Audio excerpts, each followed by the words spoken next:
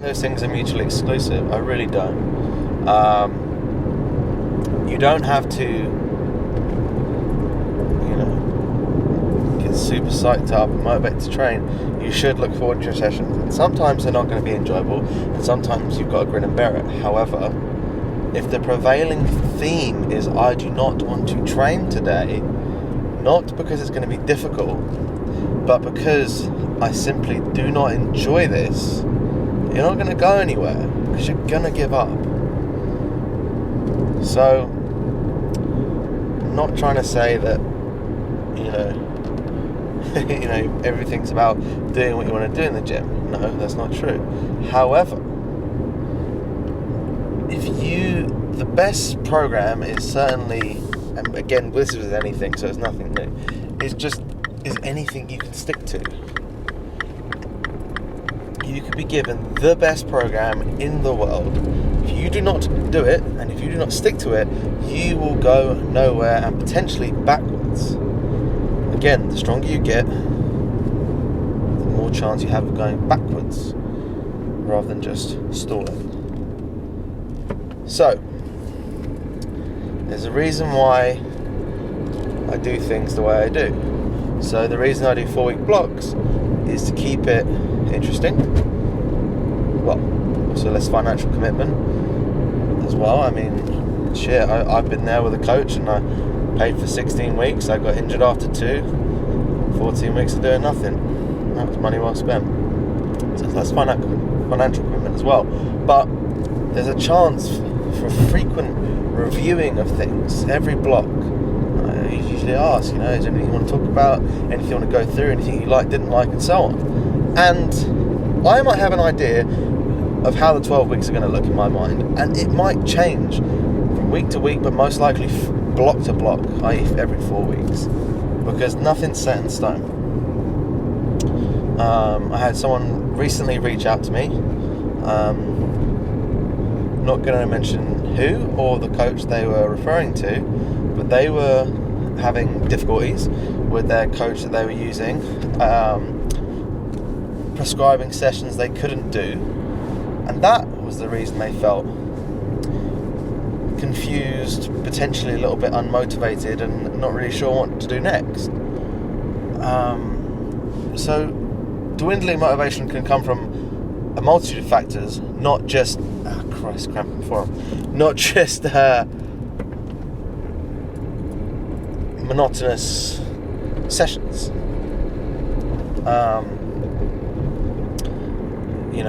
If you program in weights that are too heavy and you can't do them, you go to the gym, you feel unsatisfied, you feel disappointed in yourself for not achieving the goal weights, the goal rep range, and so on. And why do you want to go back to the gym if you're doing really badly?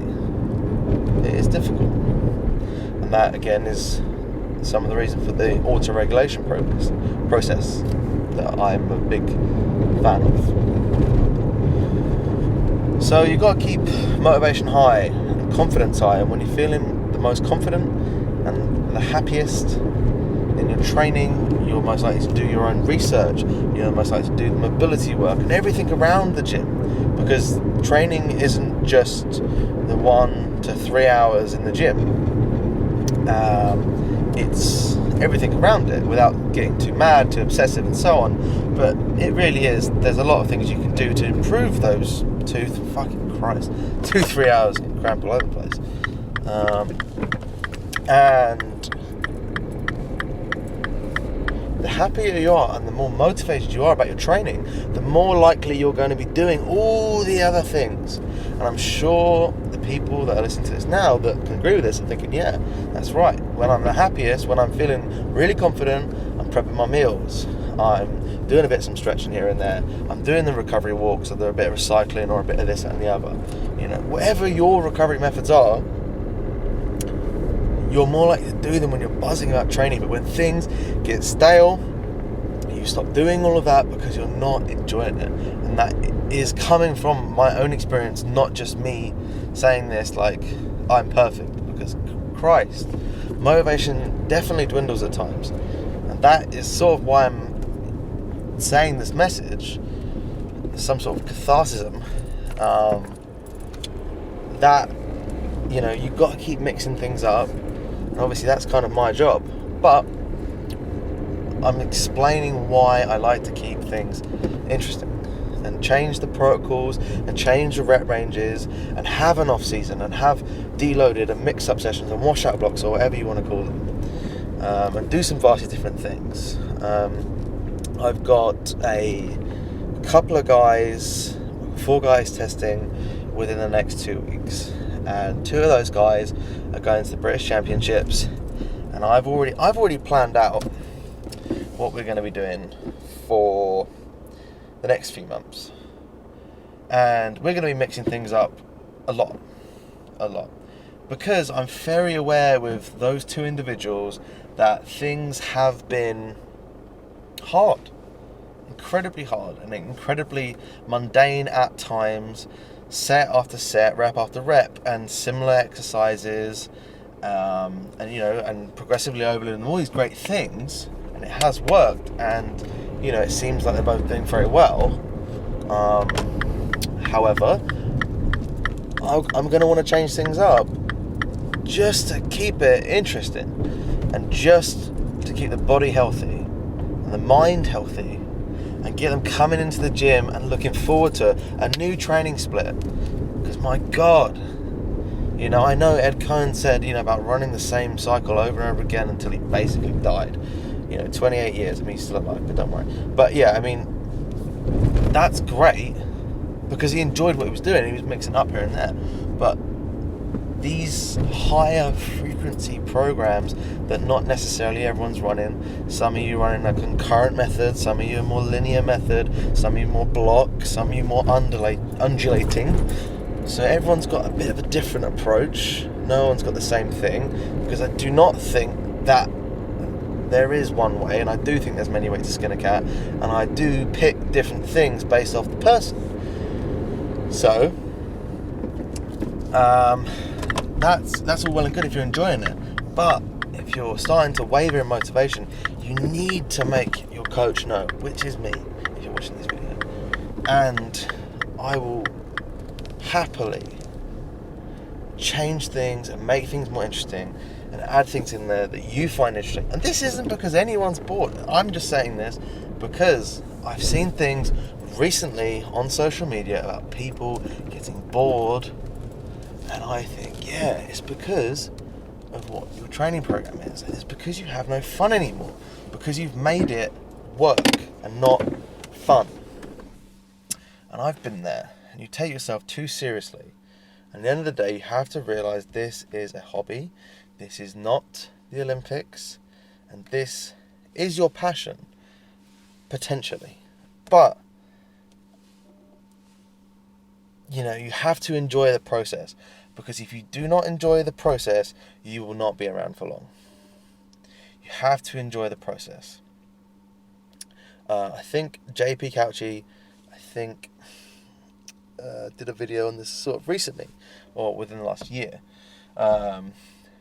And his point is very, very similar to what I'm saying.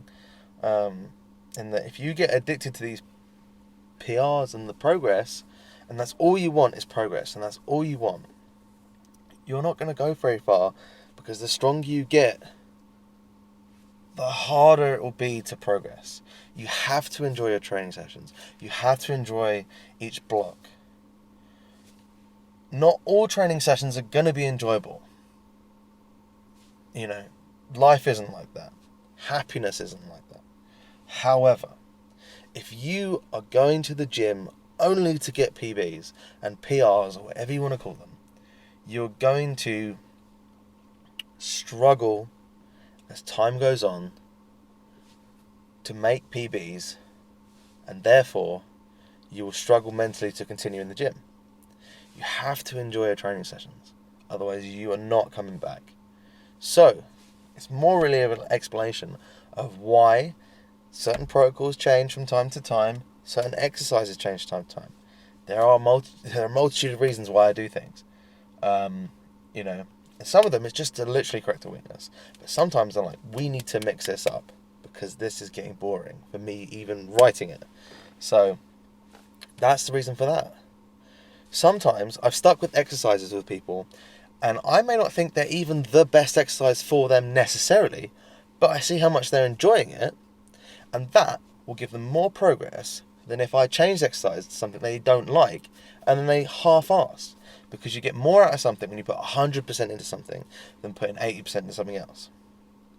So even though this other exercise may be potentially more effective, in my opinion, based off my knowledge, this other exercise that they're really enjoying and gets them psyched up for the gym and really excited about the gym is probably going to do them more of a service because they're just putting more effort into it. They're enjoying their workouts more and they're doing everything around their workout. Oh, I've got front squats later, or I've got stiff legs later. So therefore, I'm gonna eat all my food. I'm gonna do all these things. I'm gonna recover after the workout. I'm gonna stretch out. I'm gonna roll out. All these things because they know they've got this particular exercise and they really like it. So anyway, just a quick video going over some recent trends I see in powerlifting. And I think it's causing so many people to stop doing the sport because these coaches believe this dogmatic thing about things being so specific, and if it's not specific, it can fuck off. And it's so not true, and people are leaving the sport because they're bored out of their minds. And can you blame them if you're squat, bench and deadlifting 4 days a week, week in, week out, same numbers, same cycle, same waves, everything in RPM, yada yada yada yada. It's boring. It's boring talking about it, and you cannot complain when people start leaving the sport. You completely understand why. Maybe if they had a bit of a more mixed up approach, they'd be in it for the long run. So yeah, it's not really a message towards anyone, just a reason why things need to change from time to time to keep things fresh and interesting and people getting excited about the gym. I want people to be buzzing about the gym. I want people to be excited about their training program and confident about where things are going, rather than, feel good about your workouts, feel good about going to the gym, crush your workouts, and everything else will follow.